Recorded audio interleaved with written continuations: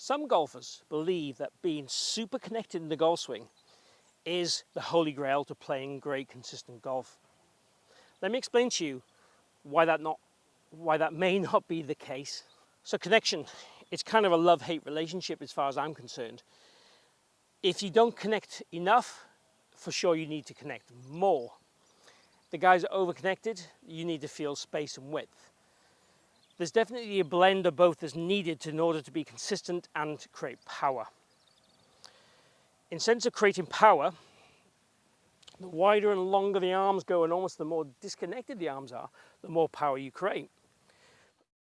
In terms of being connected and narrow and kind of in a lower plane, then obviously the more your consistency to a degree, as long as the swing's short, will increase. Obviously if you try and swing out from here, when your arms are disconnected and kind of when they get really connected they start to spread a little bit, your body's in the way and then you have to get very flicky through the golf ball. Obviously if you connect enough and have more rotation and width at the same time, that's kind of the best blend. The guidelines I would use is we want width, okay? So when we're swinging back there is a sense of, okay, there's some connection at address between our kind of biceps and triceps and our kind of chest and rib cage. That connection stays the same, and I'd probably say you feel quite connected until the left arm's probably about parallel to the ground. And from there the left arm would slide up the body and still feel pretty connected, but the right arm, ideally we want to make sure it's away from the body. In an ideal world, this tricep parallel to the ground is a pretty good guideline. Now the long drive guys, the tricep will be up here. The real short hitters will be more here, and the guys that feel they're staying connected, like the towel under the arm guys, is here. Now for sure, if your arms are super wide and super high, a towel under the arms is going to help you as an exercise, but that's not the end position we're looking for you to be in.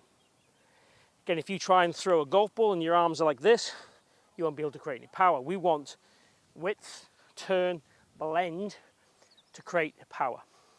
If your arms are going away from your body with no connection, your hand path is going away, then you're going to increase the likelihood of hitting shanks, but your hands are going to be working like crazy to square that club up to hit the ball in the vicinity you want to go in.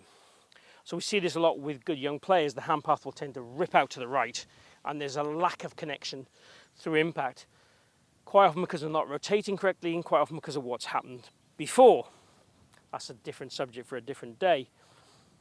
So the idea really what I'm trying to get from this video is we want to feel that we would have some sense of connection to about left arm parallel, then feel like your right arm pushes away in what we call extensor action, feel like your hands are wider than your feet at the top of the swing, and feel you have a nice big turn. And then from there, the arms will go down and forward, and then we would turn and connect again through the ball, and then you might feel that the right arm stays connected and the left arm is, if you like, disconnected.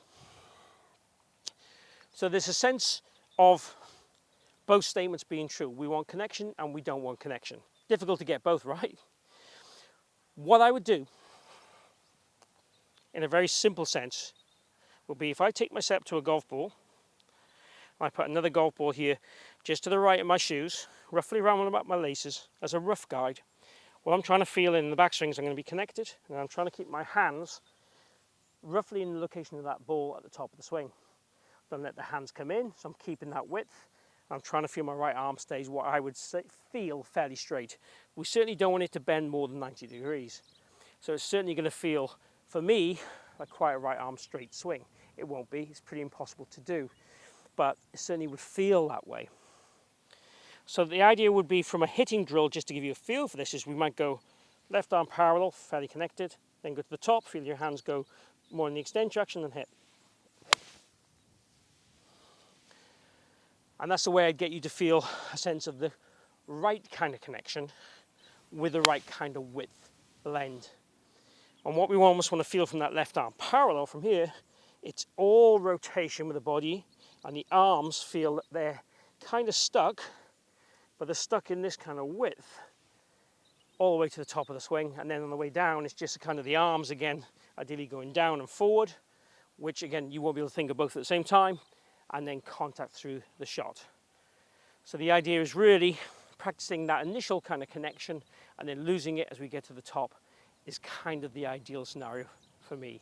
Too much connection is bad, too much disconnection is bad. Let's get the blend of both to be a successful, consistent golfer, and you'll be just grand.